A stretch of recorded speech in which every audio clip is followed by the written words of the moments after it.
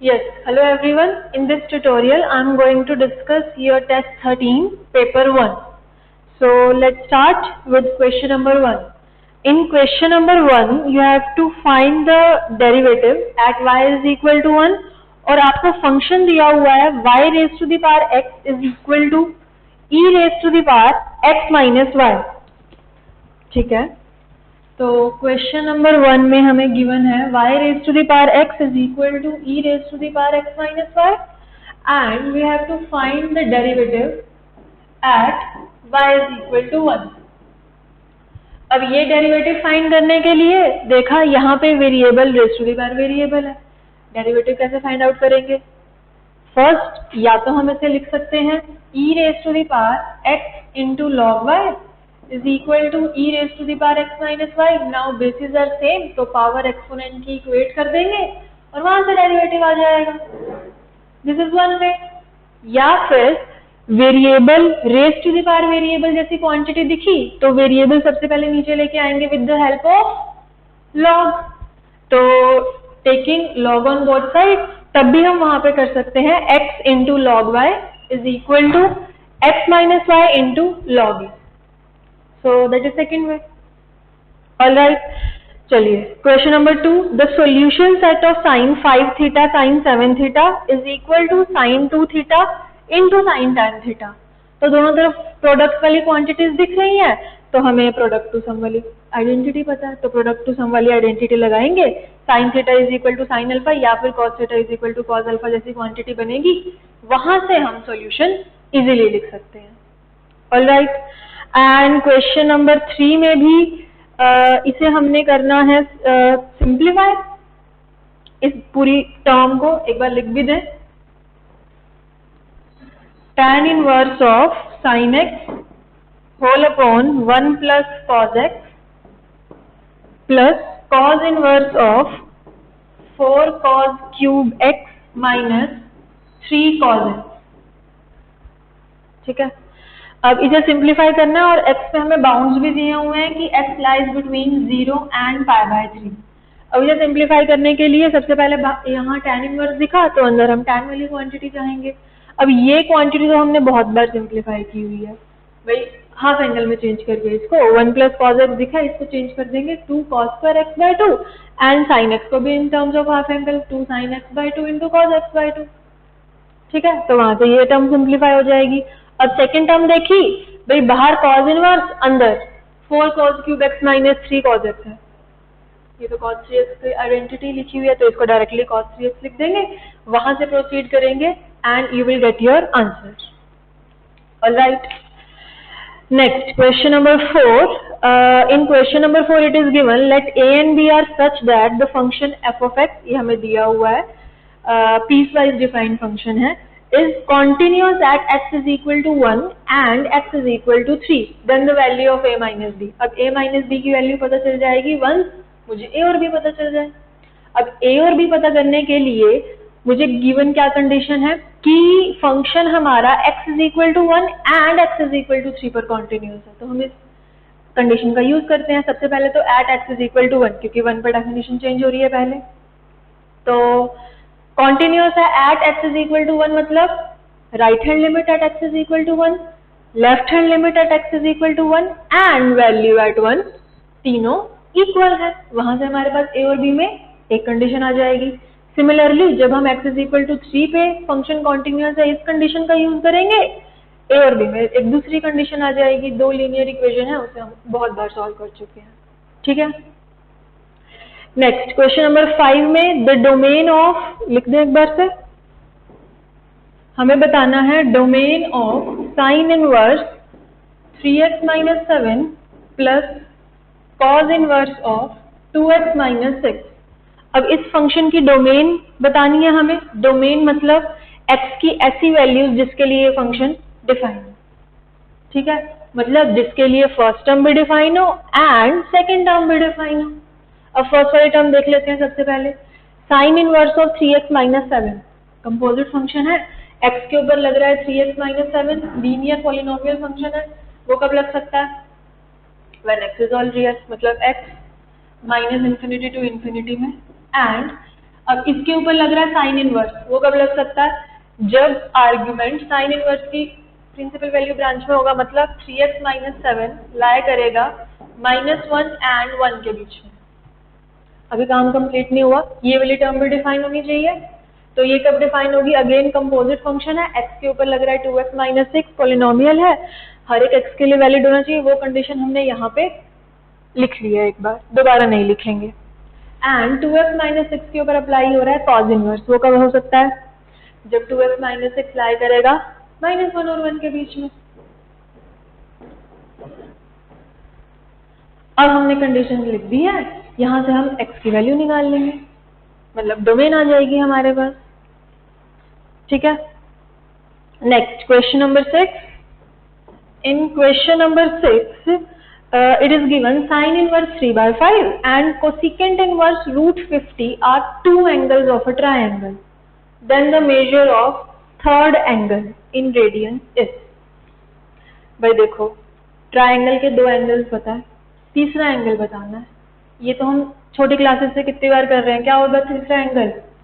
Pi minus sum of these two, sine inverse 3/5 plus cosecant inverse √50। देख लो, ये तो नहीं गलत किया ना तुमने, छोटी क्लास का कॉन्सेप्ट। तो इन दोनों एंगल्स को बस ऐड करना है। इन दोनों एंगल्स को ऐड करने के लिए अब दोनों इनवर्स ट्रिग्नोमेट्रिक फंक्शंस हैं। अब इनवर्स ट्रिग्नोमेट्रिक फंक्शंस को ऐड करने के लिए मैंने एक आइडेंटिटी तो पढ़ी हुई है, बट वो tan इनवर्स की फॉर्म में है, tan inverse x plus tan inverse y। कोई बात नहीं, एक्यूट एंगल्स ही हैं ये दोनों के दोनों। हम ट्राइंगल की हेल्प से इसे भी tan इनवर्स की फॉर्म में लिख लेंगे, इसे भी tan इनवर्स की फॉर्म में लिख लेंगे एंड आइडेंटिटी का यूज करके ऐड कर देंगे। ऑलराइट, चलिए आगे बढ़ते हैं। Question number 7। In question number 7 it is given if sin x into cos 2y is 1, then the sum of all possible distinct values of the expression sin x plus y plus cos 2x plus y is। तो एक बार लिख दें जो जो हमें given है। हमें पता है sin x into cos 2y is 1 और हमसे पूछा हुआ है sum of all possible values of this expression. ठीक है, तो sum of all possible values of this expression, तो हम एक काम करते हैं, sine x plus y identity का यूज कर लेते हैं cos 2x प्लस वाई में भी। इसको ओपन तो करें एक बार, तो ये बनेगा sine x into cos y plus cos x into sine y plus cos 2x plus y की आइडेंटिटी का यूज किया cos 2x cos y minus sine 2x sign y। ठीक है, अब यहाँ पे sine x cos 2x sine 2x sign y cos y ये terms आ रही है। इनकी वैल्यूज अगर पता चल जाए तो पूरे एक्सप्रेशन की वैल्यू भी पता चल जाएगी। अब इनकी वैल्यू पता करने के लिए I have this condition, sine x into cos 2y is equal to 1। अब इसका यूज कैसे कर सकते हैं हम? Sine x into cos 2y is equal to 1 है, मतलब sine x is equal to 1 over cos 2y, मतलब sine x is equal to second 2y। ये मतलब है। अच्छा, साइन एक्स भी चाहिए था मुझे कॉस एक्स, मतलब मैं पूरे के पूरे एक्सप्रेशन को एक सिंगल आर्गुमेंट में चेंज करती हूँ, क्योंकि एक्स और वाई दो नजर आ रहे हैं मुझे। तो अब कॉस एक्स भी निकाल लेते हैं यहाँ से। कॉस एक्स मेरे पास आ जाएगा plus minus square root of 1 minus sine square x, that is 1 minus second square 2y। अब 1 माइनस सेकेंड स्क्वायर और 2y आइडेंटिटी नहीं भूलनी, second square x minus tan square x is equal to 1, तो ये किसके इक्वल हुआ? Plus minus square root of minus tan square 2y। अब देख लो आगे कैसे प्रोसीड करें।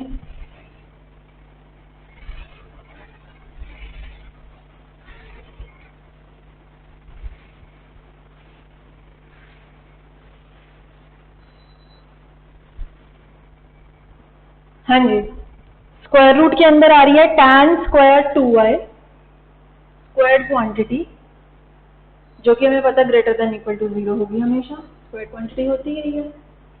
आगे लगा हुआ माइनस, मतलब ये पॉजिटिव क्वांटिटी उसके आगे नेगेटिव एंड उसका स्क्वायर रूट हो रहा है। ऐसा कब पॉसिबल है?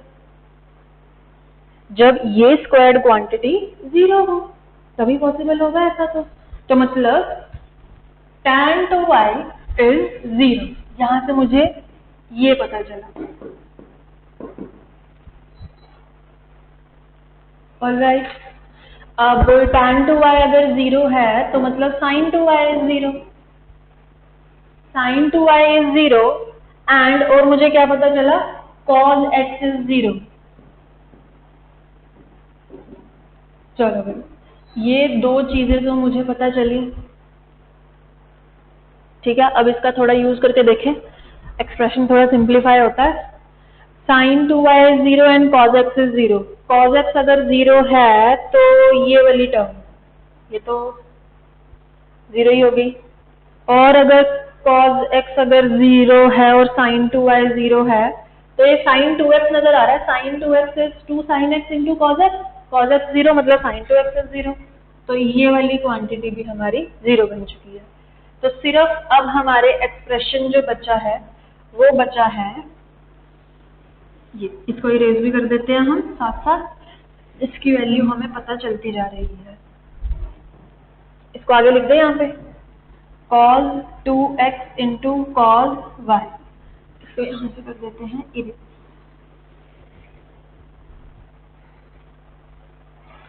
ठीक है, तो अब इस एक्सप्रेशन की वैल्यू मुझे पता करनी है। ठीक है, इतना बड़ा एक्सप्रेशन थोड़ा तो छोटा हुआ। चलिए, अब मुझे यहाँ से दो चीजें पता चली थी। मैंने cos x is equal to 0 का यूज कर लिया है। अब हम आगे बढ़ते हैं। sin to y अगर 0 है, sin to y 2 sin y into cos y होता है। अगर sin to y 0 हुआ तो मतलब या तो sin y is 0 and cos x is 0, या फिर cos y is 0 and cos x is 0। ये तो वही कंडीशन है। यहाँ से हमें ये पता चला और हमने इन्वेस्टिगेट किया। अब यहाँ से हमारा इन दोनों का यूज करके कुछ एक्सप्रेशन सिंप्लीफाई होगा।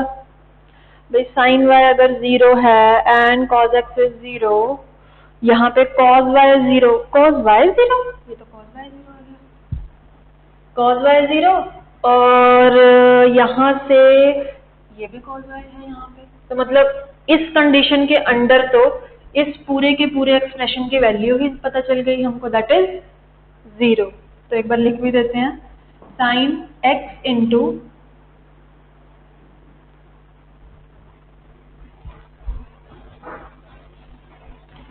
sin x into 0 plus cos 2x into 0, तो विच इज इक्वल टू 0। चलो, इस कंडीशन के अंदर तो मुझे वैल्यू पता चली एक्सप्रेशन की।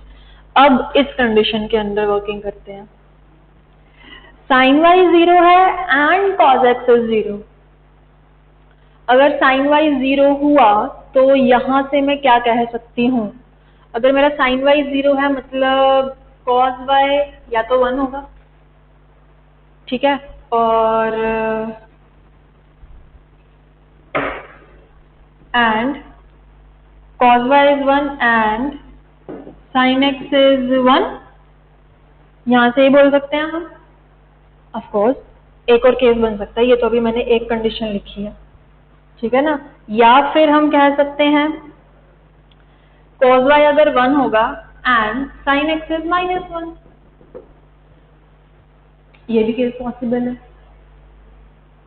ऑफ कोर्स मुझे पता तुम्हारे दिमाग में क्या आ रहा है, भाई अगर cos y 1 है यहाँ पे, cos y -1 भी तो हो सकता है। बिल्कुल हो सकता है, वो भी केस पॉसिबल है।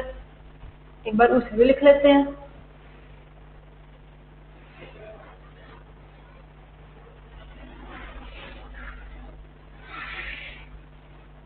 एंड थर्ड केस हमारे पास यहाँ से बनेगा कि cos y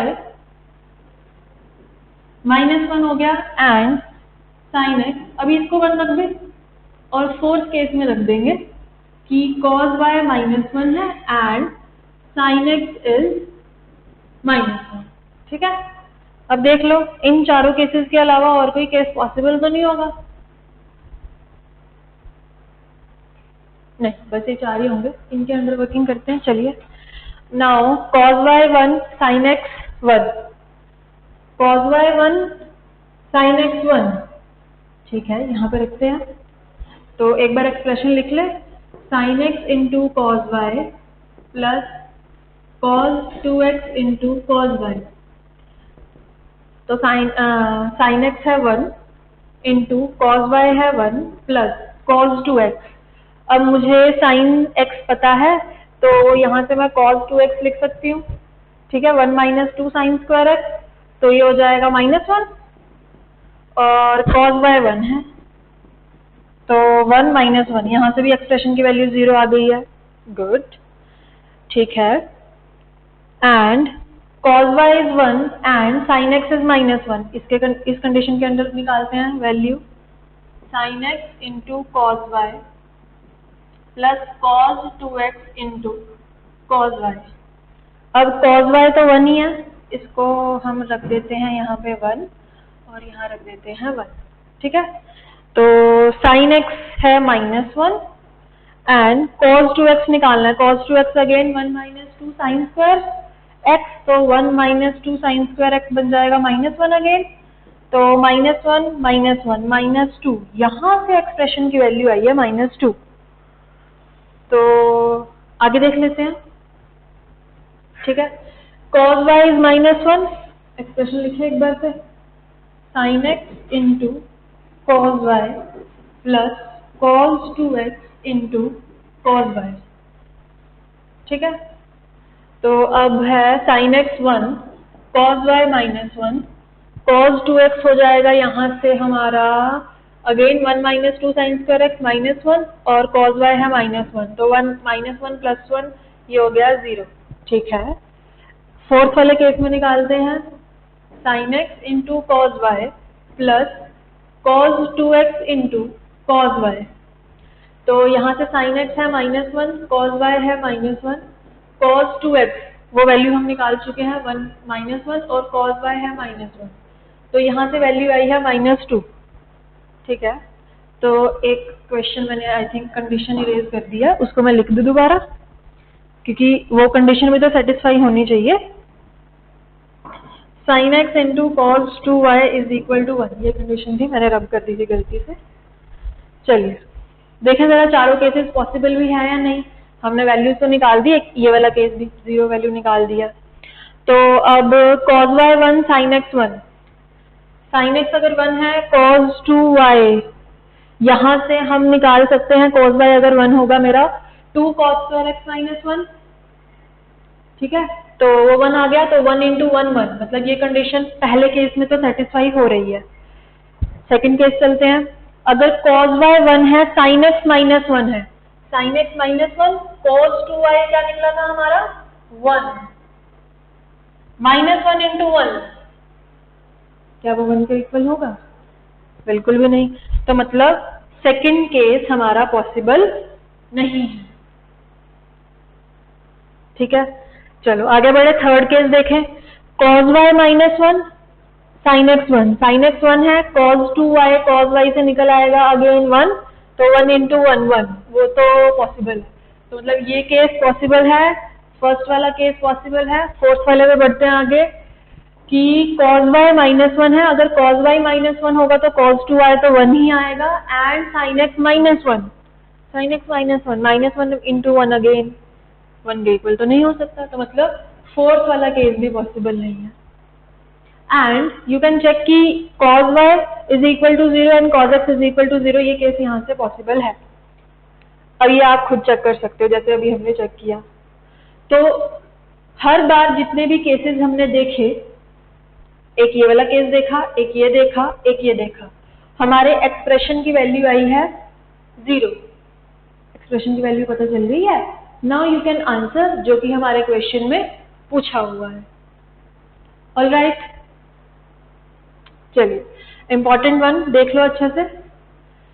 हाँ, वैसे अगर तुमने शुरू में ही ये ऑब्जर्वेशन कर ली जो हमने लास्ट में की, इतना सब कुछ करने के बाद, कि sin x into cos 2y is equal to 1 है। भाई मुझे पता है जो sin x की वैल्यूज होती हैं वो -1 और 1 के बीच में लाई करती हैं, एंड cos 2y जो वैल्यूज होती हैं वो -1 से 1 के बीच में लाई करेंगी। ठीक है, और इन दोनों का प्रोडक्ट 1 दिया हुआ है। दोनों का प्रोडक्ट 1 कब हो सकता है? या तो sin x 1 हो एंड cos 2y 1 हो, और 1, या फिर sin x -1 हो एंड cos 2y भी -1 हो। यहां से भी प्रोसीड कर सकते थे तुम, अगर तुमने शुरू में ये ऑब्जर्वेशन की। ऑलराइट, चलिए आगे बढ़ते हैं। यस, नेक्स्ट डिस्कस करते हैं question number 8। In question number 8, it is given ABC is an isosceles triangle inscribed in a circle of radius half unit.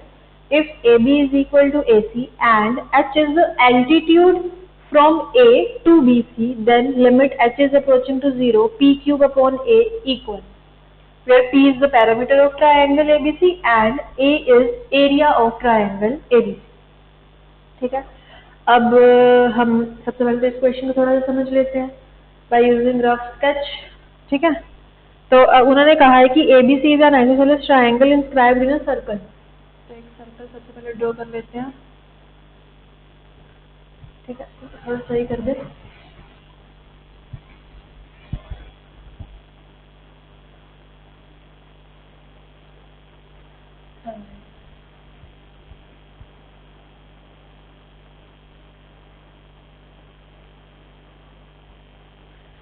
Isosceles triangle inscribed in the circle ABC, and I know कि AB is equal to AC है, isosceles है। H is the altitude from A to BC, altitude है A to BC। Now this is perpendicular। ठीक है, तो इसको मैंने M नाम दे दिया। AM is perpendicular to BC। And geometry में हमने बहुत बार कर लिया है कि ये जो परपेंडिकुलर है ये हमारे सेंटर से तो पास होकर जाएगा ही, और हमें पता है कि से दिस इज O और दिस वी नो कि दिस रेडियस इज हाफ। ठीक है, and this AM is H। अब मुझे बताना है limit H is approaching to 0, P cube upon A। Now P cube upon A निकालने के लिए फर्स्ट ऑफ ऑल हमने देखा कि जो हमारा H जो लिमिट है हमारी, उसके लिए जो वेरिएबल है वो 0 को अप्रोच कर रहे हैं। ठीक है, तो अब वेरिएबल H है दैट इज अप्रोचिंग टू 0, मतलब P एंड A मुझे इन टर्म्स ऑफ H लिखनी पड़ेंगी पहले। ठीक है, अब P और A in terms of H लिखने के लिए हम क्या कर सकते हैं? P is the parameter, parameter मतलब सम ऑफ ऑल साइड, तो मुझे अपनी सारी साइड सबसे पहले तो इन टर्म्स ऑफ H चाहिए, तभी मैं पैरामीटर निकालूंगी, वो इन टर्म्स ऑफ H आएगा। सेकेंड थिंग एरिया, एरिया होता है हमारे पास half into base into height एक ट्राइंगल का, उसके लिए भी मुझे अपनी साइड मतलब इस बेस को इन टर्म्स ऑफ H लिखना पड़ेगा। ठीक है, तो थोड़ा थोड़ा हमारा एम क्लियर हो रहा है, क्वेश्चन थोड़ा सा आगे तो बढ़ रहा है, देखते हैं। अब उसके लिए पैरामीटर के लिए साइड्स चाहिए सारी की सारी इन टर्म्स ऑफ H, तो से ये दोनों तो इक्वल है, इसको मैं मान लेती हूँ B, तो ये भी B है, और इस वाली साइड को हम एज्यूम कर लेते हैं अल्फा भी। ठीक है, तो सबसे पहले हम चलते हैं अपने बेस पे, इसको इन टर्म्स ऑफ H लिखते हैं। अब इसे इन टर्म्स ऑफ H लिखने के लिए हमें पता क्या है? हमें पता है रेडियस एक तो सर्कल की, और हमें पता है कि OM जो है वो इसके ऊपर परपेंडिकुलर है। अगर परपेंडिकुलर है तो इसको वो दो इक्वल पार्ट्स में डिवाइड कर रहा है, तो ये साइड और ये साइड इक्वल है। And OMB is a right angle triangle, तो यहाँ से मैं ये वाली लेंथ तो इजीली निकाल सकती हूँ। अगर ये वाली लेंथ आ गई मेरे पास तो हम डबल कर देंगे, BC भी आ जाएगी मेरे पास। ठीक है, उसके लिए हम अब डबल करना है ना, यहाँ मैंने इस लेंथ को अल्फा माना है, तो थोड़ा हाफ करने में प्रॉब्लम हो सकती है ना, तो फॉर द कन्वीनियंस इसको मैं 2 अल्फा ही अज्यूम कर लेती हूँ, जब मुझे हाफ निकालनी है ये वाली लेंथ से अल्फा ही अब आ जाएगी, नहीं तो मुझे पहले अल्फा बाय 2 लिखनी पड़ती। वैसे भी कर सकते हो, आंसर तो सेम ही आना है, बट फॉर द कन्वीनियंस मैंने ये पूरी लेंथ 2 अल्फा मान ली ताकि ये अल्फा हो जाए, फ्रैक्शन इन्वॉल्व ना हो। ठीक है, तो in triangle O M B, अब ओ एम ये तो पता नहीं है, मुझे पूरी लेंथ पता है h है, हाँ मुझे ओ ए भी पता है, ओ ए हाफ है, पूरी लेंथ h है, तो जो ये लेंथ है ये हो जाएगी h माइनस 1/2। ठीक है, तो ये निकाल लेते हैं, alpha square is equal to square root, sorry square root लगा दिया मैंने, alpha square is equal to यहाँ से आ जाएगा मेरे पास 1/4 माइनस h माइनस 1/2 का होल स्क्वायर, जो कि आएगा minus h square plus H, this is alpha, ये स्क्वायर रूट आएगा, ऑफकोर्स माइनस वाले नहीं लेंगे, लेंथ है, लेंथ नेगेटिव नहीं देते हैं, तो 2 अल्फा आ गया मेरे पास, that is 2 times square root of minus h square plus h. तो बी सी तो मुझे पता चल गई है इन टर्म्स ऑफ एच। चलो थोड़ा सा काम तो आसान हो रहा है। अब बाकी रहेगी मेरे पास ए बी और ए सी। अगर एक मतलब be in terms of H लिखना है, be in terms of H लिखने के लिए और मुझे क्या पता है, बी आ रहा है, ये रहा बी, हाँ A B M, this is also right angle triangle, तो मैं राइट एंगल ट्राइंगल का यूज करती हूँ दोबारा, in triangle A B M, तो जो मेरा बी स्क्वायर हो जाएगा यहाँ से वो हो जाएगा पूरा, ये पूरी हाइट है H square plus alpha square, H square plus alpha square, and alpha square मैंने यहाँ ही निकाला था, that is minus h square plus H, ये कैंसिल आउट हो जाएगा, तो बी आएगा, ऑफकोर्स प्लस माइनस आएगा लेकिन अगेन लेंथ नेगेटिव नहीं लेनी, तो बी आ जाएगा रूट एच। ए बी भी पता चल गया इन टर्म्स ऑफ एच, ए सी तो है ही बी के इक्वल, वो भी पता चल गई इन टर्म्स ऑफ एच, लिख दे एक बार, a b is root h, a c is root h, and b c is square root of, sorry 2 times square root of minus h square plus h. Now तीनों sides हमारे पास in terms of h है, parameter निकालेंगे, तीनों को add करके आ जाएगा, और एरिया आ जाएगा हाफ इंटू बेस जो कि हमने निकाल ली हुई है, इंटू हाइट जो कि इन टर्म्स ऑफ एच ऑलरेडी है। ठीक है, वंस पी एंड ए आ गई इन टर्म्स ऑफ एच तो हम अपनी ये लिमिट भी इवेल्युएट कर लेंगे। ऑलराइट, चलिए नेक्स्ट बढ़ते हैं।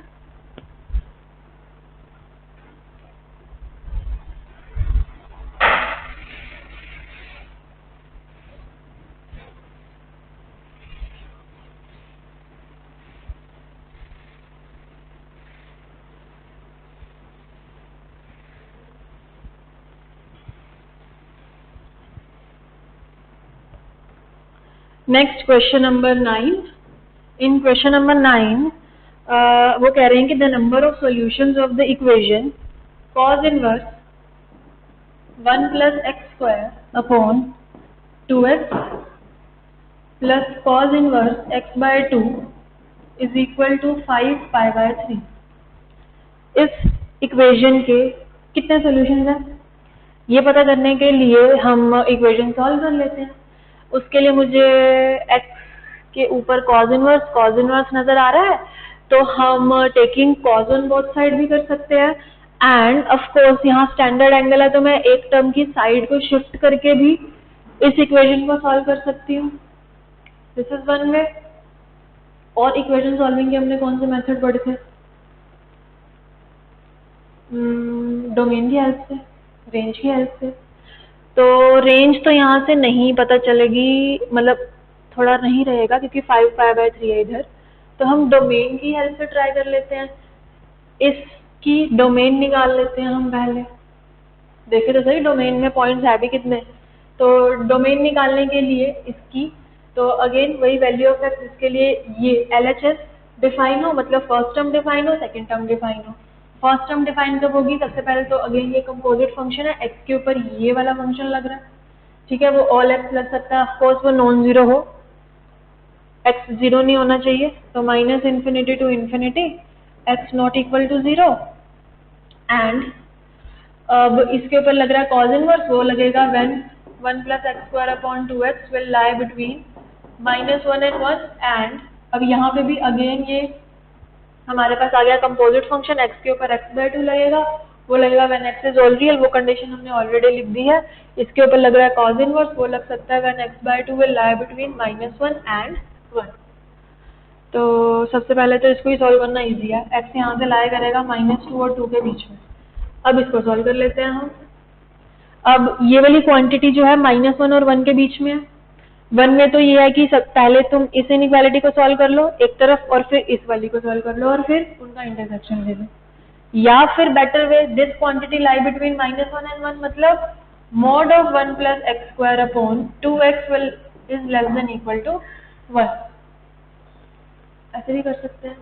Now this mod is less than equal to 1 मतलब mod of 1 plus x square upon mod of 2 mod x is less than equal to 1। अब ये पॉजिटिव क्वांटिटी है तो क्रॉस मल्टीप्लाई कर सकते हैं, 1 प्लस एक्स स्क्वायर का mod less than equal to 2 mod x. 1 plus x square ये तो हमेशा ही पॉजिटिव रहना है तो मॉड हटा देते हैं यहाँ से एंड इसके साइड को शिफ्ट कर देते हैं, एक्स वाली सारी क्वांटिटीज एक तरफ।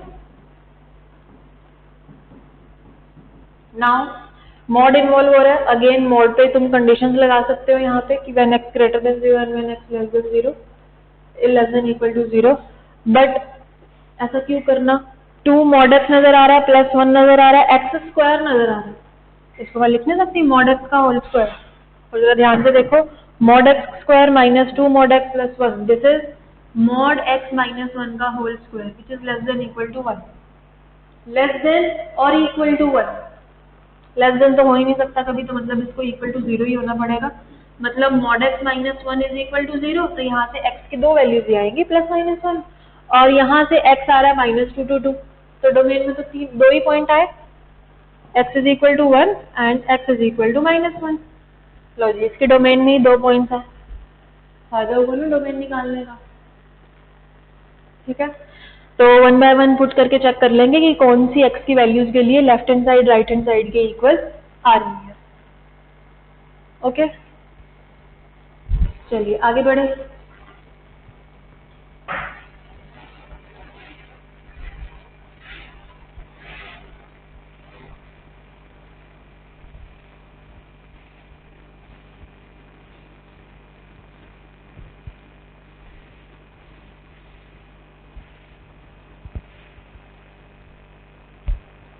Next question number 10।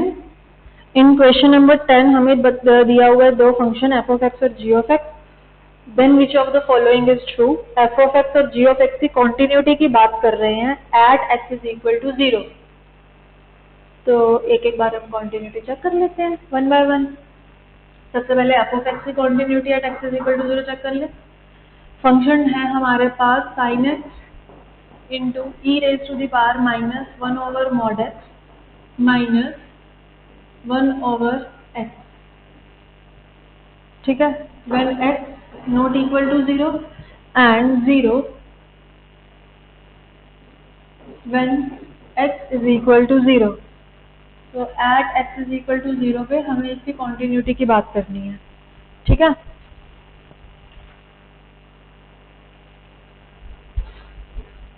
चलिए, तो सबसे पहले तो हमें दिख रहा है कि फंक्शन अपनी डेफिनेशन 0 पे चेंज कर रहा है, तो हम लिमिट इवैल्यूएट करेंगे at 0। Limit x is approaching to 0, function x 0 को अप्रोच कर रहा है, 0 के इक्वल नहीं है, तो हम फर्स्ट वाली डेफिनेशन ही यूज करेंगे अपने फंक्शन की। Limit x is approaching to 0 sine x into e raise to the power -1 over mod x minus 1 over x. Now x is approaching to 0 sine x, ये quantity approach करेगी 0 को, and e raise to the power -1 over mod x आ गया यहाँ पे। तो अब mod x आ चुका है, तो वो तो डिपेंड करेगा मॉड एक्स कैसे ओपन करेंगे हम, पॉजिटिव के साथ या नेगेटिव के साथ, वो डिपेंड करेगा कि x 0 को राइट की तरफ से अप्रोच कर रहा है या फिर लेफ्ट की तरफ से अप्रोच कर रहा है। तो here we have to make cases, right hand limit और लेफ्ट हैंड लिमिट अलग अलग निकालनी पड़ेगी। तो सबसे पहले राइट हैंड लिमिट निकाल लेते हैं, sine x into e raise to the power -1/mod x -1/x, ठीक है। ये क्वांटिटी तो जीरो को ही अप्रोच करेगी और ये मोड यहाँ पे अब ओपन हो जाएगा पॉजिटिव के साथ, तो 1/x -1/x तो जीरो ही हो गया लॉजिक। ये raise to the power 0 is 1, तो ये लिमिट तो आई गई 0। चलिए, जब x हमारा 0 को लेफ्ट की तरफ से अप्रोच करेगा तो मोड हमारा ओपन होगा नेगेटिव के साथ, तो ये -1/x -1/x तो हो जाएगा -2/x which is equal to 2/x, ठीक है।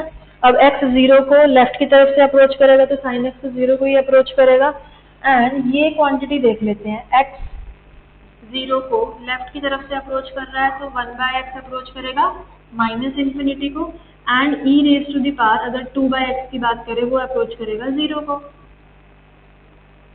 तो 0 इंटू 0 ये लिमिट भी आ गई 0, and value of function at 0 भी 0 है, मतलब left right hand limit at 0, left hand limit at 0 and value at 0 तीनों इक्वल है, फंक्शन कॉन्टिन्यूअस है at x is equal to 0 पर। बट अभी काम कंप्लीट नहीं हुआ, g ऑफ x की कॉन्टिन्यूटी भी चेक करनी है। देखो तुम एक बार,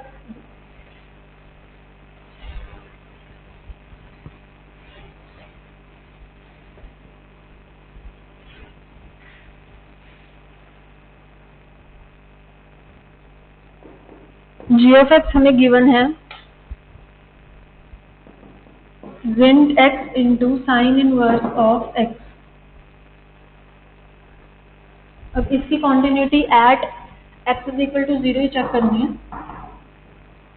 तो लिमिट इवेल्युएट कर लेते हैं, limit as x is approaching to 0 g of x यही है zint x into sine inverse of x। अब x अगर 0 को अप्रोच कर रहा है तो साइन इनवर्स x तो 0 को ही अप्रोच करेगा।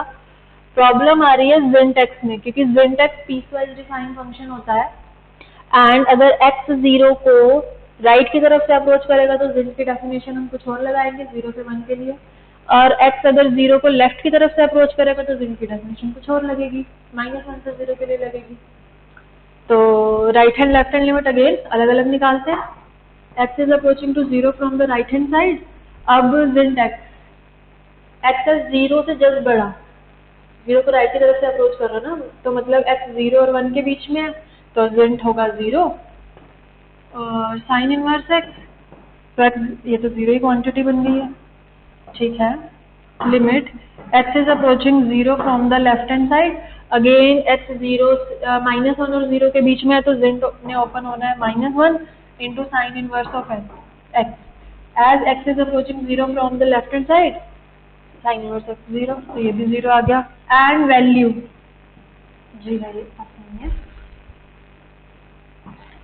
g ऑफ 0, तो 0 का zint 0 साइन इनवर्स 0 0 तीनों इक्वल है, right hand limit at 0, left hand limit at 0 and value at 0, तो means this function is also continuous, ठीक है। चलिए आगे बढ़े, क्वेश्चन नंबर 11 में देखो जरा, cos inverse x greater than π/6 and sin inverse x less than equal to π/6, the solution set of the system of inequation is, ऐसे x जो फर्स्ट को भी सेटिस्फाई करे एंड सेकंड को भी सेटिस्फाई करे। अब देखो फर्स्ट को सेटिस्फाई कौन कौन से x करेंगे, cos inverse x greater than π/6 है, और हमको cos इनवर्स x के बारे में क्या पता है कि cos इनवर्स x की जो वैल्यूज होती हैं वो 0 और पाई के बीच में लाई करती हैं, तो मतलब यहाँ से cos इनवर्स x के बारे में पता चला इसकी वैल्यू π/6 से पाई के बीच में लाई करेगी। नाउ 3 हमारे पास आ गए हैं कॉलम, वहां पे हम cos ले लेंगे तीनों तरफ, ठीक है। Similarly with the sign inverse x, of course sign inverse x की वैल्यू -π/2 से π/2 में लाई करती है, तो जब दोनों की इंटरसेक्शन लेंगे तो वहां पे साइन इनवर्स x की वैल्यू π/6 से π/2 के बीच में लाई करेगी, और फिर जो x की वैल्यूज आएंगी वहां पे हम इंटरसेक्शन ले लेंगे, ठीक है। चलिए नेक्स्ट करें, क्वेश्चन नंबर 12।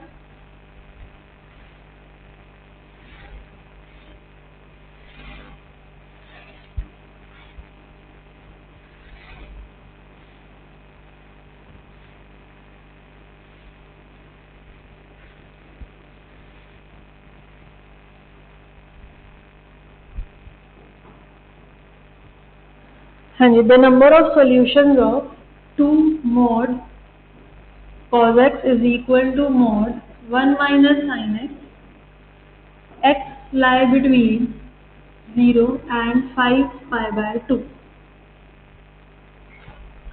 तो नंबर ऑफ सॉल्यूशंस बताने हैं इस इक्वेशन के कितने हैं? 0,5 पाई बाय 2 में। तो वन वे सॉल्व कर लेते हैं इस इक्वेशन को। अब सॉल्व करने के लिए मॉड आ रहा है यहाँ पे 2 mod cos x, mod of 1 minus sine x आया है। एंड आई नो कि साइन एक्स की वैल्यू -1 से 1 होती है, तो 1 माइनस साइन एक्स तो 0 से 1 के बीच में लाई करेगा, ये तो पॉजिटिव ही होने वाला है। तो ये तो मॉड तो पॉजिटिव के साथ ही ओपन होना है, वैसे दो मॉड दिए हुए हैं। तो अब मॉड है सिर्फ cos x के ऊपर। अब इस पे हम केसेस बना सकते हैं कि जब हमारा cos x जो होगा वो नेगेटिव होगा, लेस देन 0 होगा, तब mod open with negative sign. जब हमारा cos x ग्रेटर देन 0 होगा तो हमारा जो मॉड रहेगा वो पॉजिटिव के साथ ओपन होगा। ठीक है, this is one way. And अगर हमें केसेस नहीं बनाने, वी नो ये क्वांटिटी भी पॉजिटिव है, ये क्वांटिटी भी पॉजिटिव है, मॉड हटाने के लिए we can square on both side. Square करेंगे 2 cos square x is equal to 1 minus sine x whole square. अब आगे बढ़ने के लिए अगर मैं स्क्वायर वहाँ पे ओपन करती हूँ तो ये आ जाएगा 1 plus sine square x minus 2 sine x.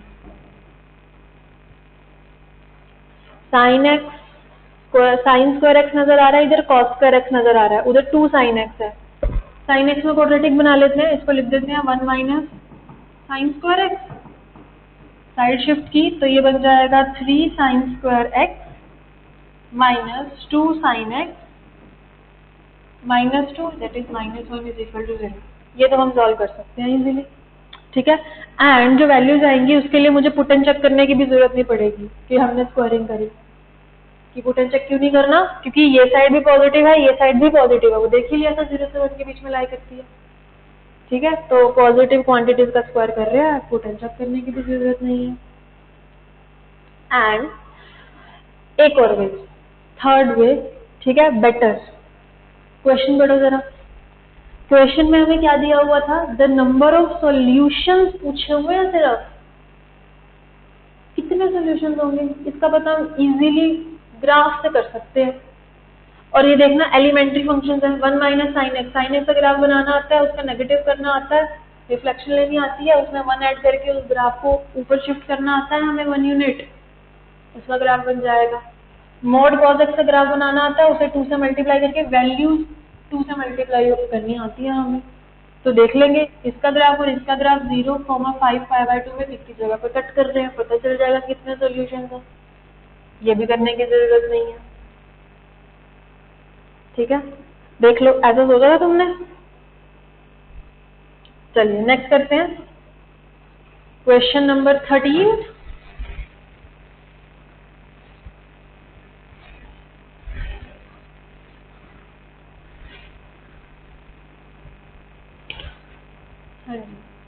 Question number 13. If limit x is approaching to 0 is equal to k1 and second limit is k2, then the value k2, then the value of 6k1 square plus 16k2. अब जो k1 वाली limit है वो तो तुम easily evaluate कर लोगे, k2 वाली लिमिट देख लेते हैं एक बार। x is approaching to 1, x square minus 2x plus 1 into x plus 1 whole upon pi minus 2 sine inverse x raise to the power 4। ये लिमिट इवेल्युएट करनी है। सबसे पहले फॉर्म चेक करेंगे। Form as x is approaching to 1, ये quantity 0 को approach कर रही है, ये क्वांटिटी 2 को अप्रोच कर रही है और ये क्वांटिटी 0 को, तो 0 बाय 0 फॉर्म है। लगाएं लॉपिटल रूल, क्वांटिटीज देख लो, प्रोडक्ट है, पावर 4 है, इजी नहीं होगा, हो जाएगा वहां से भी, ठीक है, लेकिन थोड़ा लेंथी हो जाएगा। तो और कर क्या सकते हैं हम? सबसे पहले थोड़ा इसको सिंप्लीफाई करें। भाई x प्लस 1, ये तो नाइस लिमिट है, as x is approaching to 1, ये लिमिट तो मेरी 2 को ही अप्रोच कर रही है। इसको सबसे पहले तो मैं सेपरेट करती हूँ। And second thing, x square minus 2x plus 1, देख लो, ये तुम्हें दिखी थी क्वांटिटी x माइनस 1 का होल स्क्वायर है, और नीचे है pi minus 2 sine inverse x। थोड़ा तो सिंप्लीफाई हुआ, ऑल्दो लॉपिथल रूल अभी भी नहीं हम लगाएंगे क्योंकि पावर 4 अभी भी गई नहीं है कहीं पे। और हम क्या करें, हम यहाँ पर साइन इनवर्स एक्स दिख रहा है, हम सब्स्टिट्यूशन से चल सकते हैं आगे। बट एक और observation, pi minus 2 sine inverse x नजर आ रहा है। अगर मैं इस ब्रैकेट से 2 कॉमन लेती हूँ, 2 बाहर अगर मैं कॉमन लूँ, ये बनेगा पाई बाय 2, पावर 4 है क्योंकि यहाँ पे, और ये वाली क्वांटिटी बन जाएगी pi by 2 minus sine inverse x which is equal to cos inverse x. Important observation, of course यहाँ पे x प्लस 1 चल रहा है अभी, उसकी भी लिमिट लिख ही देते हैं, 2 है, ठीक है, प्रोवाइडेड दिस लिमिट एग्जिस्ट, वो हम आगे निकाल ही देंगे। तो 2/16 बाहर लिख देते हैं, x माइनस 1 होल स्क्वायर है, ये आ गया है cos inverse x raise to the power 4। तो अभी यहाँ पे सब्स्टिट्यूशन से तो बहुत जल्दी आंसर आ जाएगा, cos इनवर्स x को पुट कर देते हैं theta, from here you can proceed for your limit. Alright, चलिए फिर आगे बढ़े।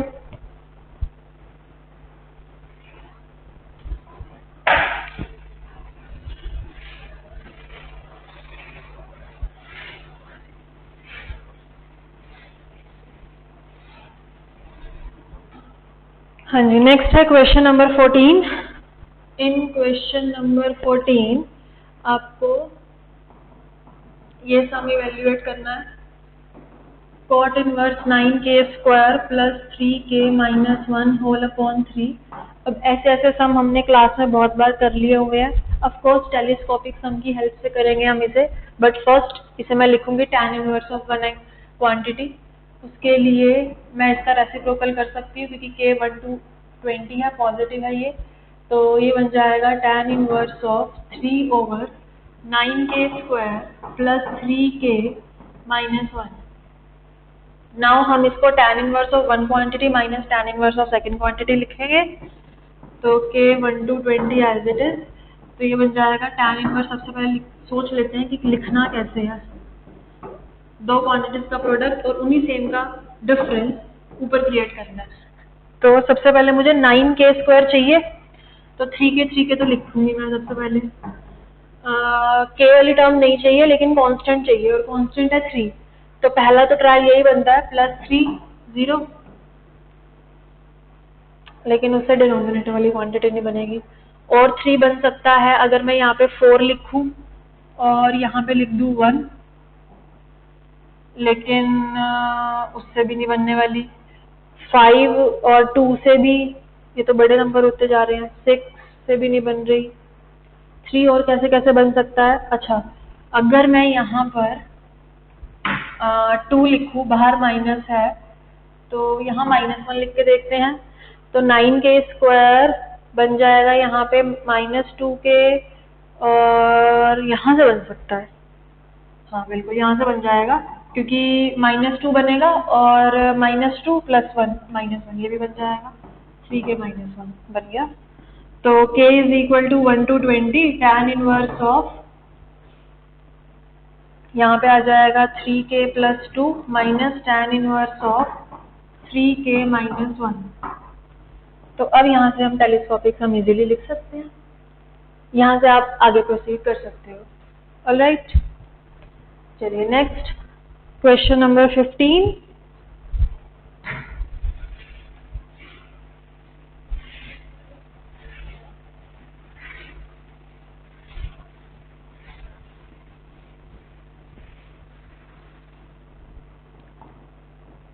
क्वेश्चन नंबर 15 में वो बोल रहे हैं, if cot inverse square root of sine π/7 minus tan inverse square root of sine π/7 is equal to beta, तो आपको साइन बीटा बताना है किसके इक्वल होगा। अब उसके लिए एक वे तो ये है कि मैं अभी ले लूँ sine on both side, but नहीं, उससे थोड़ा सा और ही कॉम्प्लिकेटेड हो जाएगा, है ना। सबसे पहले तो मुझे यहाँ पे root sine pi by 7 root sine pi by 7 नजर आ रहे हैं। इसको थोड़ा सा मैं सिंप्लीफाई करने के लिए सब्स्टिट्यूट कर रही हूँ, ठीक है। थोड़ी तो इक्वेशन छोटी दिखे, cot inverse alpha minus tan inverse alpha is equal to beta. चलो इक्वेशन थोड़ा सा तो छोटा हुआ। अब कॉट इनवर्स अल्फा भी है, टैन इनवर्स अल्फा भी है, एंड हमने कॉट इनवर्स और टैन इनवर्स में आइडेंटिटी भी की हुई है एक, जिससे कि पूरी लेफ्ट हैंड साइड सिर्फ एक इनवर्स ट्रिग्नोमेट्रिक आइडेंटिटी में चेंज हो सकती है। लिख देते हैं कॉट इनवर्स अल्फा को pi by 2 minus tan inverse alpha, ये आ जाएगा pi by 2 minus 2 times tan inverse alpha is equal to beta. चलो इक्वेशन थोड़ा तो छोटी हुई। अब ले लेते हैं sine on both side. Sine of this यहीं पे ले ले, एंड यहाँ पे साइन ऑफ बीटा। तो sine of pi by 2 minus theta है सम एंगल, तो ये हो जाएगा मेरे पास cos of 2 tan inverse alpha is equal to sine beta. तो अब या तो मैं टैन इनवर्स अल्फा को यहाँ से कुछ एंगल एज्यूम कर लेती हूँ से गामा, तो cos 2 गामा की वैल्यू वहां से निकाल लेंगे, बट इनवर्स ट्रिग्नोमेट्री की आइडेंटिटीज भी हमने कर ली हुई है। 2 टैन इनवर्स अल्फा बाहर है cos, 2 टैन इनवर्स अल्फा की आइडेंटिटी भी हमने cos के टर्म में की, cos इनवर्स के टर्म में की हुई है। प्रोवाइडेड जो हमारा अल्फा है वो ग्रेटर देन 0 होना चाहिए, ग्रेटर देन इक्वल टू 0, और अल्फा है square root of sine pi by 7, तो ये ग्रेटर देन 0 होगा, बिल्कुल होगा। पाई बाय 7 फर्स्ट क्वाड्रेंट का एंगल है, ये क्वांटिटी पॉजिटिव है, इसका स्क्वायर रूट करेंगे तो पॉजिटिव क्वांटिटी आएगी। फर्स्ट क्वाड्रेंट का ये एंगल है ये हमारा, तो ये हम यहाँ पे लिख सकते हैं कॉज ऑफ 1 माइनस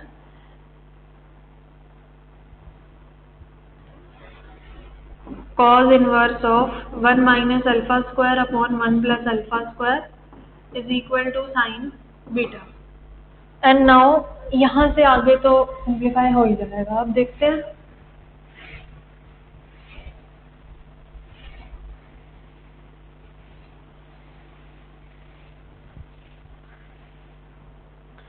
तो यहाँ के हम इसको लिख देंगे 1 minus alpha square upon 1 plus alpha square, ये आ गया है मेरे पास साइन बीटा, बट अल्फा हमने खुद इंट्रोड्यूस किया था, तो ये है 1 साइन पाई बाय 7 स्क्वायर जब मैं करूँगी अल्फा स्क्वायर है ध्यान से, ठीक है।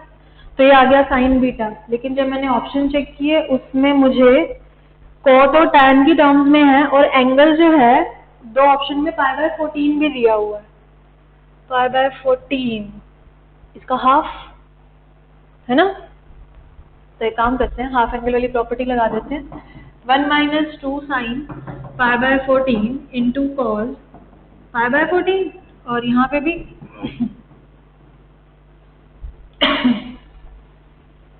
1 plus sine pi by 14 into cos pi by 14।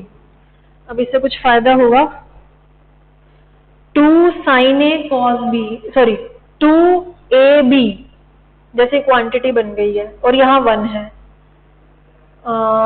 1 minus sorry 2ab वाली क्वांटिटी बन चुकी है, 2 इंटू ए इंटू बी। अगर यहाँ पे ए स्क्वायर प्लस बी स्क्वायर लिख दूं मैं, तो ये ए माइनस बी का होल स्क्वायर भी बनेगा, और हमारे ऑप्शन में भी स्क्वायर्ड क्वांटिटी भी है। चलिए लिख देते हैं, इसको लिख देते हैं हम कॉस स्क्वायर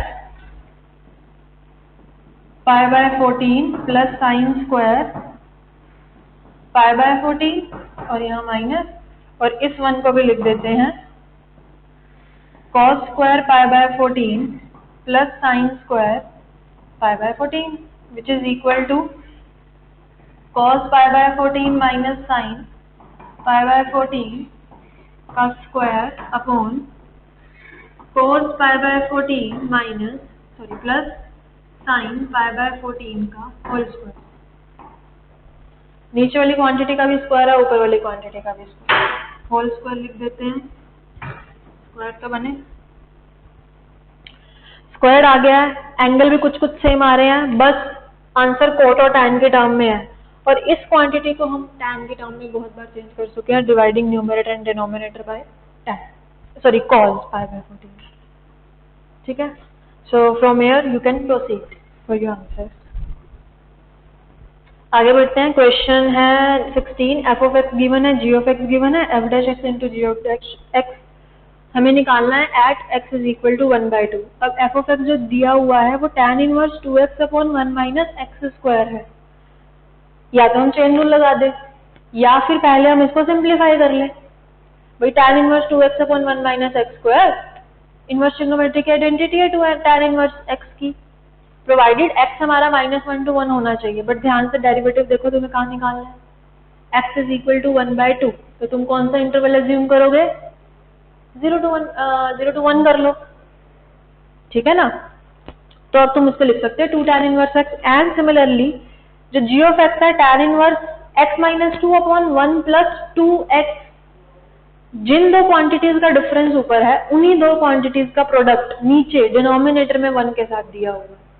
यहाँ पे भी tan इनवर्स tan इनवर्स की आइडेंटिटी यूज हो रही है, tan inverse x minus tan inverse y वाली, ठीक है। तो सिंप्लीफाई करना, डेरिवेटिव ले लेंगे x is equal to 1/2। Again question number 17, आगे चलते हैं। If the solution of this equation is alpha then write the value of alpha square. अब इसका सॉल्यूशन हमें फाइंड आउट करना है, तो मीन्स सबसे पहले तो आर्ग्यूमेंट देखो, एक जगह आर्ग्यूमेंट x है, दूसरी जगह 1/x है, तो आर्ग्यूमेंट सेम बनाएंगे। साइन इनवर्स 1/x को हम लिख सकते हैं कोसिकेंट इनवर्स x। तो अब इक्वेशन हमारी बन चुकी है secant inverse x minus 4 times cosecant inverse x is equal to -7π/6।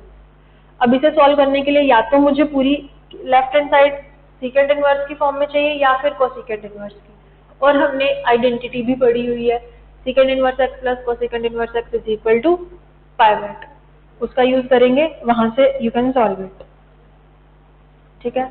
Next question number 18 में ये लिमिट इवेल्युएट करनी है, तो सबसे पहले फॉर्म चेक करी जो कि है हमारे पास 0/0 फॉर्म। तो यहाँ पे हम लॉपिटल्स रूल लगा सकते हैं। ऑफ कोर्स जो लॉपिटल रूल हम लगाएंगे 3 बार लगाना पड़ेगा, वहां से आंसर आ जाएगा। बट एक ऑब्जर्वेशन देखो, यहाँ पे जो क्वांटिटीज है 6 + 6x + 3x square plus 2x cube minus 6 into e raise to the power x. E raise to the power x नजर आ रहा है मुझे, अगर मैं एक्सपेंशन का यूज करूंगी e raise to the power x की, एक ही स्टेप में आंसर आ जाएगा। देखो क्या तुमने ये ऑब्जर्वेशन की। चलिए नेक्स्ट बढ़ते हैं क्वेश्चन नंबर 19 पे। Let y is equal to log x upon x square if dy/dx is equal to 0 at x is equal to alpha and d2y/dx square is equal to 0 at x is equal to beta. तो आपको alpha beta is equal to e raise to the power k given है, और आपको k की value y दिया हुआ है, dy/dx निकाल लो, उसे 0 के इक्वल रख देना, वहां से x की वैल्यू आ जाएगी, that is alpha. d2y/dx square निकाल लो, उसे 0 के इक्वल रख देना, वहां से x की एक और वैल्यू आ जाएगी, दैट इज बीटा। और उन दोनों का product e raise to the power की फॉर्म में आएगा, जो पावर होगी दैट इज योर k, ठीक है। नेक्स्ट कर लेते हैं क्वेश्चन नंबर 20।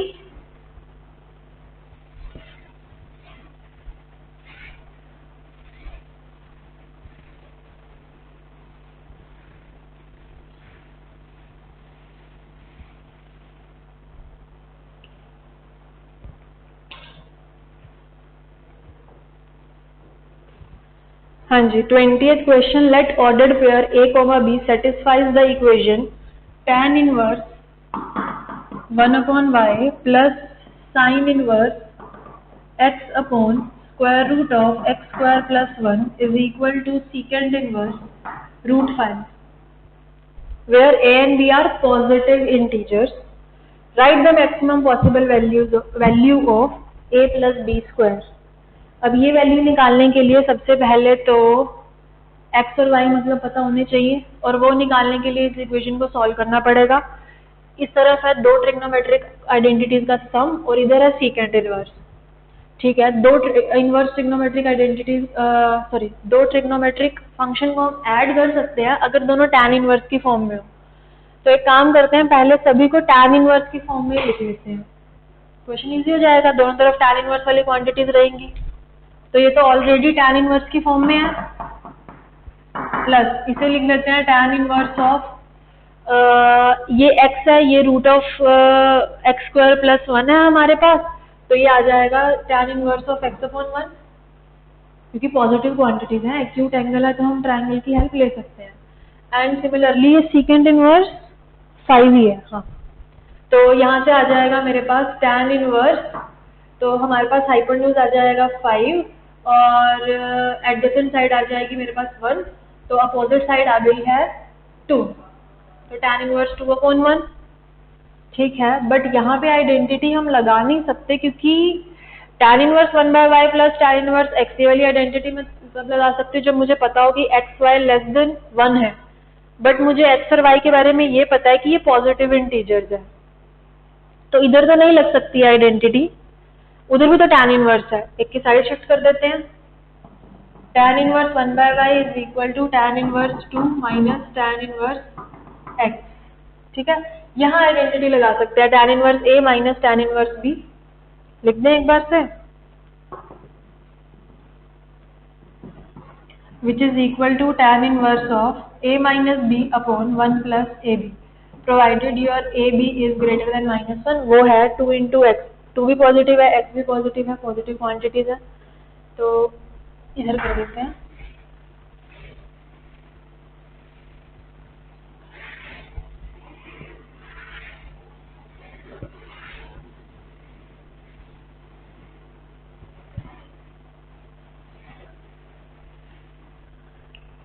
हाँ जी, तो tan inverse 1 upon y is equal to tan inverse 2 minus x upon 1 plus 2x, तो tan inverse of one quantity is equal to tan inverse of another quantity है, यहाँ से हम लिख देते हैं 1 over y is equal to 2 minus x upon 1 plus 2x।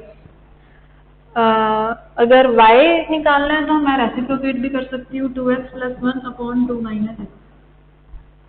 Now मुझे पता है x और y पॉजिटिव है आने हैं, तो मैं या तो x को वैल्यूज देते जाओ पॉजिटिव वैल्यू, तो आपको y की वैल्यूज मिलती रहेंगी, वहां से x और y आ जाएंगे, या फिर क्रॉस मल्टीप्लाई कर लो और x y में एक वहां से फैक्टर्स बन जाएंगे, वहां से भी आप x और y इजीली पता कर सकते हो। ठीक है, so from here you can proceed.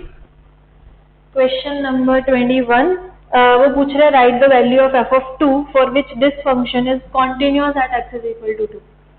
अब f ऑफ 2 पता करना है। 21 में मुझे दिया हुआ है function minus x minus 3 upon 2 into x square minus 5x plus 6 और plus x square minus 9 whole upon x square minus 2x when x is not equal to 2 और x इज इक्वल टू 2 पे function की value हमसे पूछी हुई है। अब ये वैल्यू निकालने के लिए मुझे पता है कि फंक्शन कॉन्टिन्यूअस है at x is equal to 2, उन्होंने दिया, तो हम कॉन्टिन्यूअस एट पॉइंट इसकी डेफिनेशन का यूज करते हैं कि limit of function is equal to value of function at 2। अब ये लिमिट इवेल्युएट करने के लिए पहले फॉर्म चेक कर लेना, तो ये तो फॉर्म हमारी बन रही है अगर x2 को अप्रोच कर रहा है तो इन्फिनिटी माइनस इन्फिनिटी। अब आप यहाँ पे एलसीएम लेके क्रॉस मल्टीप्लाई करके आगे प्रोसीड कर सकते हो। ऑलराइट, चलिए आगे बढ़ते हैं क्वेश्चन नंबर 22 पर।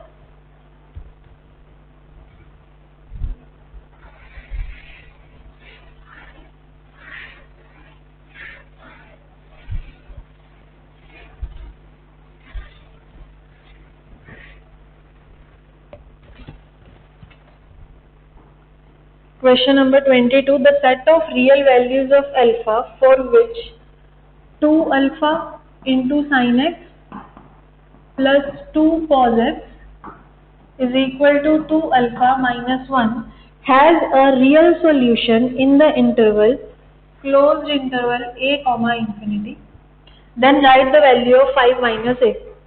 तो इक्वेशन के रियल सॉल्यूशन चाहिए, तो इक्वेशन को सॉल्व कर लेते हैं। अब सॉल्व करने के लिए यहाँ पे मुझे नजर आ रहा है 2 alpha into sine x plus 2 into cos x. अब इस केस में तो हम दोनों तरफ डिवाइड करते होते हैं, 2 अल्फा रूट ऑफ 2 अल्फा का होल स्क्वायर प्लस 2 के स्क्वायर से साइन ऑफ सिंगल क्वांटिटी बनाते हैं हम ऑलरेडी यहाँ पे, तो हम डिवाइड कर देते हैं दोनों तरफ 2 alpha upon 4 alpha square plus 4 into sine x plus 2 upon square root of 4 alpha square plus 4 into cos x is equal to 2 alpha minus 1 upon square root of 4 alpha square plus 4. ठीक है, ये है sine alpha, this is cause of से beta assume कर लेते हैं, और ये है हमारे पास कॉज एक्स और यह sine of same angle sine of beta. And of course ये हमने तब मान के किया कि 2 अल्फा हमारा एक्यूट एंगल है। जैसे अगर मैं बनाऊं यहाँ पे ट्रायंगल, तो 2 अल्फा ये हो जाएगा square root of 4 alpha square plus 4, this is your beta, ठीक है, this is your cos beta and sine of same angle है तो ये 2 है हमारा, ठीक है। ऑफ कोर्स अगर 2 अल्फा किसी केस में नेगेटिव भी आ गया, मतलब cause of this angle is negative, negative मतलब नेगेटिव मतलब सेकंड क्वाड्रेंट, कॉज तो सेकंड क्वाड्रेंट में ही नेगेटिव होता है, बट सेकंड क्वाड्रेंट में यहाँ पे 2 दिया हुआ तो साइन तो पॉजिटिव ही है। ऑफ कोर्स मुझे एक्यूट एंगल नहीं मिलेगा, मुझे ऑब्ट्यूज एंगल वाला ट्रायंगल मिल जाएगा, बट मिल जाएगा मुझे, ठीक है। तो अब मैं इसको लिख सकती हूँ, से अगर मैं यहाँ पे मान लेती हूँ cos beta is equal to 2 alpha upon square root of 4 alpha square plus 4 तो ये बन जाएगा मेरे पास sine of x minus beta is equal to 2 alpha minus 1 over square root of 4 alpha square plus 4। Now ये वाली quantity I know कि -1 to 1 के बीच में लाई करती है, तो ये वाली क्वांटिटी भी -1 to 1 के बीच में लाई करेगी। वहां से हम अल्फा की वैल्यूज के लिए प्रोसीड कर सकते हैं। ऑलराइट, चलिए आगे बढ़ते हैं।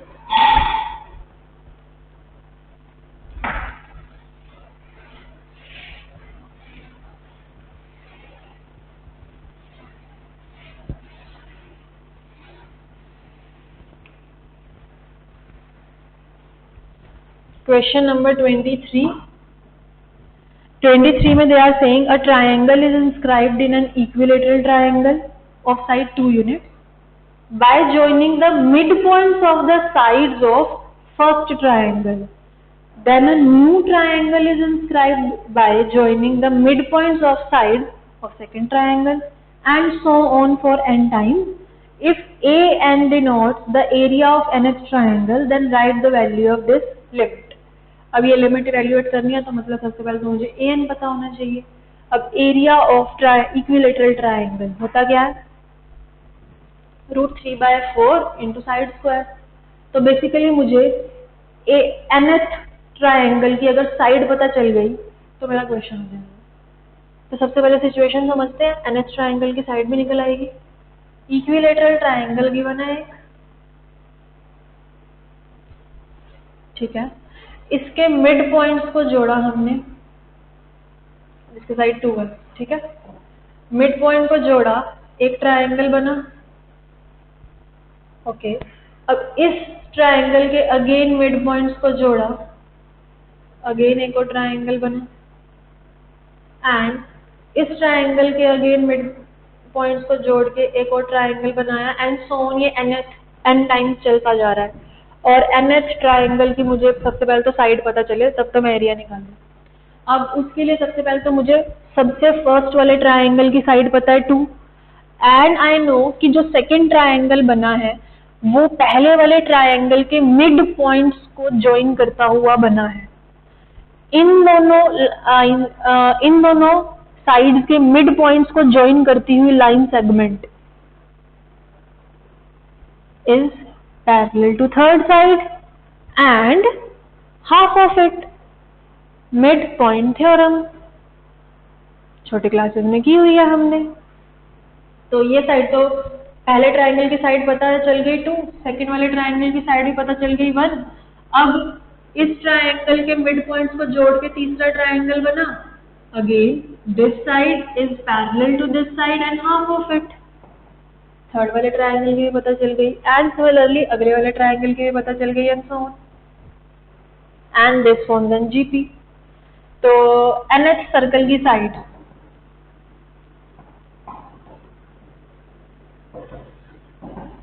First term into 1/2 common difference raise to the power n minus 1, तो ये आ गया 1/2 raise to the power n minus 2।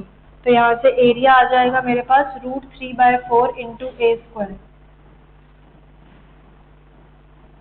nth triangle की एरिया पता चल गया। Now you can evaluate element. ठीक है, next question number 24।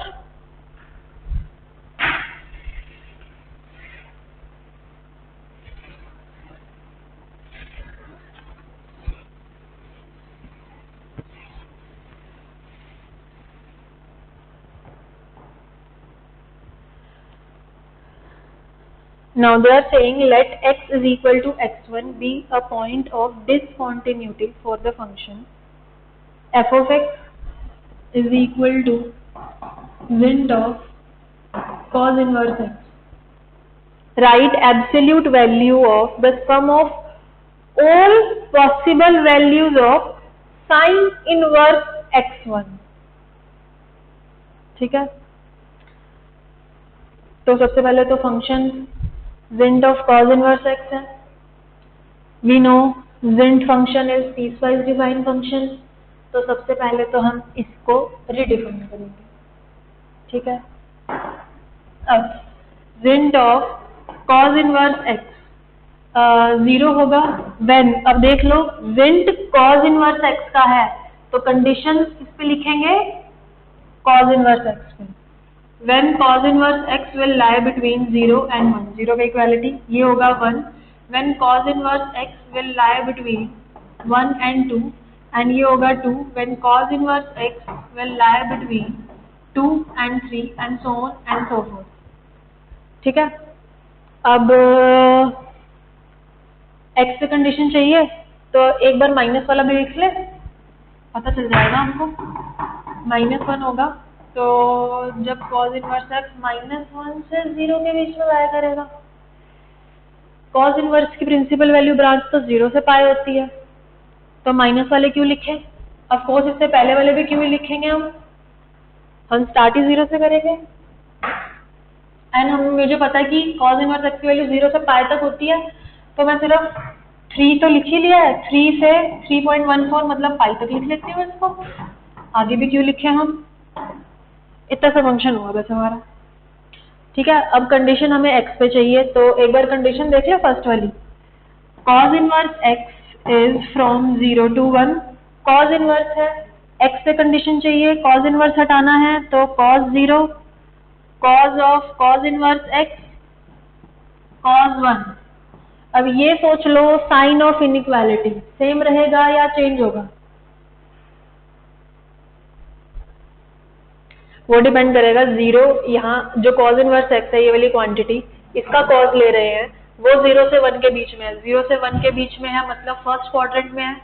First quadrant में जो साइन रहता है वो डिक्रीजिंग फंक्शन होता है, means sign of inequality reverse है। देखो तो यहाँ से मेरे पास x पे कंडीशन आ चुकी हैं, cos of 1 and cos 0 is 1। ठीक है, तो यहाँ पे कंडीशन साइड में लिख दे।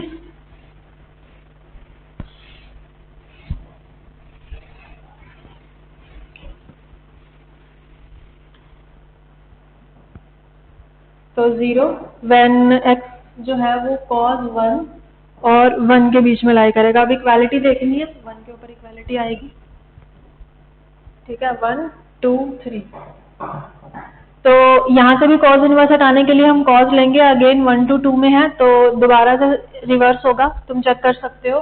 तो ये बन जाएगा मेरे पास cos 2 से cos 1 तक। अगले वाले के लिए बन जाएगा, ऊपर लिखना है थोड़ा, ये 1 के लिए cos 2 से cos 1 तक। ये बन जाएगा यहाँ पे cos 3 से cos 2 तक। इक्वालिटी जहाँ है मैं वहीं लगा रही हूँ। इसके लिए बन जाएगा cos पाई से cos 3 तक। ठीक है, and cos pi is -1 I know. ठीक है, तो ये हो गया हमारा wind of cos inverse x redefine. Now जहाँ जहाँ पे भी हमारा फंक्शन अपनी डेफिनेशन चेंज कर रहा है वहाँ पे हम कॉन्टिन्यूटी चेक कर सकते हैं सबसे पहले तो, और इंटरवल में भी हम चेक कर लेंगे। वैसे तो इंटरवल में अगर मैं cos 1 से 1 तक लूँ 0 या ये कॉन्टिन्यूस 1 भी, इस इंटरवल में जहाँ डेफिनेशन चेंज कर रहा है वहाँ नहीं, ये भी कॉन्टिन्यूस, ये भी कॉन्टिन्यूस, ये भी कॉन्टिन्यूस। तो मुझे सिर्फ चेक कहाँ कहाँ करना है, सबसे पहले तो मुझे चेक करना है cos 3 पे चेक करना पड़ेगा, cos 2 पे चेक करना पड़ेगा, cos 1 पे चेक करना पड़ेगा, वहीं डेफिनेशन चेंज हो रही है। ठीक है, तो वहां से मेरे पास x1 आ जाएंगे एंड ऑफ कोर्स वहां से जितने भी हमारे पास x1 आए, वह 1 आए, 2 आए, 3 आए, तो साइन ऑफ दैट x1 हम निकाल लेंगे। ठीक है, चलिए नेक्स्ट बढ़ते हैं। Last question of your paper, that is 25।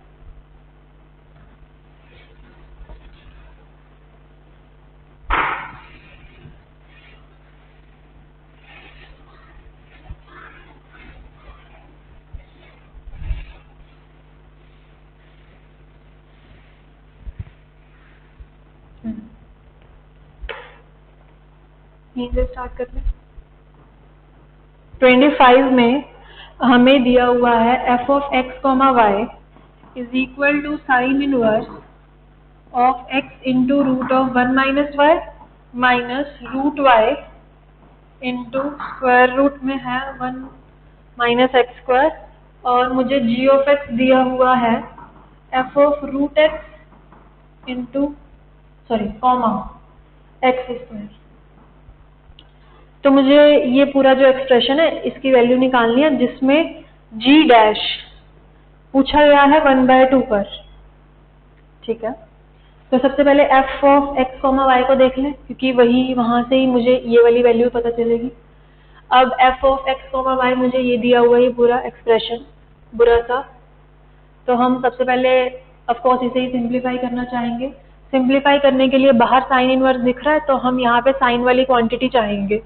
उसके लिए मुझे दिखा सबसे पहले x, यहाँ रूट ऑफ 1 माइनस एक्स को, तो यहाँ से मुझे पता चला कि मैं x को साइन अल्फा सब्स्टिट्यूट करूँ तो यहाँ पे कॉज अल्फा बन जाएगा, और साइन अल्फा बन गया, कॉज अल्फा बन गया, तो यहाँ पे मेरे को कॉज चाहिए, यहाँ साइन चाहिए, तो रूट वाई को मुझे पुट करना पड़ेगा साइन बीटा, ये भी पता चल गया। तो x को मैंने पुट किया साइन अल्फा एंड y को मैंने पुट किया साइन बीटा। तो सबसे पहले तो यहाँ से आ जाएगा f of sine inverse is equal to sine inverse of x sine alpha into square root of 1 minus y, root y को पुट करेंगे क्योंकि यहाँ रूट वाई है ना, रूट वाई को पुट करेंगे।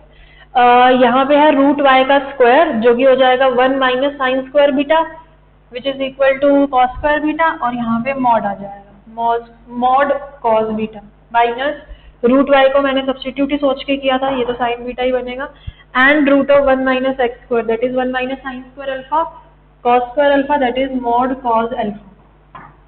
अब ये देखना है कि मॉड पॉजिटिव के साथ ओपन होगा या नेगेटिव के साथ, तो मुझे अल्फा और बीटा पता होने चाहिए, कहाँ से कहाँ तक है वो डिपेंड करेंगे एक्स और वाई की वैल्यूज के ऊपर। अब साइन बीटा तो दिख रहा है, मैंने रूट वाई लिया है, वो तो मेरा नेगेटिव नहीं हो सकता, तो वाई यहाँ से तो मुझे पता चल गया कि 0 से बड़ा ही होगा, 0 से 1 के बीच में होगा। ठीक है, क्योंकि इक्वल भी साइन बीटा के है, and sine alpha is equal to x है, तो एक्स माइनस 1 to 1 हो सकता है। ठीक है, क्योंकि साइन अल्फा की वैल्यू माइनस 1 से 1 होती है। बट जरा ध्यान दो, क्वेश्चन में जो मुझे g डैश 1/2 चाहिए, नेगेटिव तो चाहिए ही नहीं, तो मैं अपने इंटरवल को थोड़ा रिफाइन करके लिखूंगी, तो मैं यहाँ पे भी x लिखूंगी 0 से 1 जिसमें 1/2 लाया कर रहा है, और y को भी लिखूंगी 0 से 1।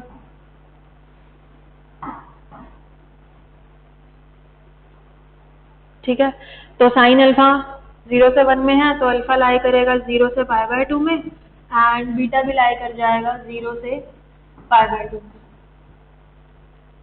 तो अब फर्स्ट क्वाड्रेंट के एंगल है, दोनों मोड सोच लो पॉजिटिव के साथ ओपन होने हैं, तो ये आ गया sign inverse of sine alpha minus beta. ठीक है। Now sine inverse of sine something theta को हम थीटा तभी लिख सकते हैं जब ये वाली क्वांटिटी हमारी साइन इनवर्स की प्रिंसिपल वैल्यू ब्रांच में हो, दैट इज -π/2 to π/2। तो देख लेते हैं, अल्फा मेरा है 0 से π/2 में और बीटा 0 से π/2 में मुझे माइनस बीटा चाहिए, तो माइनस से थ्रू आउट मल्टीप्लाई किया यहाँ, तो ये आ गया -π/2 से π/2 में, ऐड किया दोनों को तो ये plus minus alpha plus minus beta, ये लाई करेगा -π/2 से π/2 में।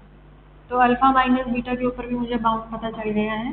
-π/2 से π/2 वो साइन इनवर्स की प्रिंसिपल वैल्यू ब्रांच है, तो मैं इसको लिख सकती हूँ अल्फा माइनस बीटा। ठीक है, एंड आई थिंक हमारा क्वेश्चन भी सिंप्लीफाई हो गया है। अगर x साइन अल्फा है तो अल्फा हो जाएगा साइन इनवर्स x और बीटा हो जाएगा साइन इनवर्स ऑफ √y। चलिए जी, आपका f ऑफ x, y निकल आया है। मेरे को g of x f of √x into x square करना है, तो √x और y की जगह पे x स्क्वायर, तो ये आ जाएगा sign inverse of √x minus sine inverse of √x square. ठीक है, and √x square is mod x। अब यहां से मुझे डेरिवेटिव चाहिए, बस इसका डेरिवेटिव कर लेंगे। ये g ऑफ x ही है। अब तुम कहोगे mod x, भैया अगेन डेरिवेटिव मुझे 1/2 पे चाहिए, तो mod open with positive sine. ठीक है, चलिए, from here you can proceed for the answer. And this completes the discussion of your paper 1, and thank you.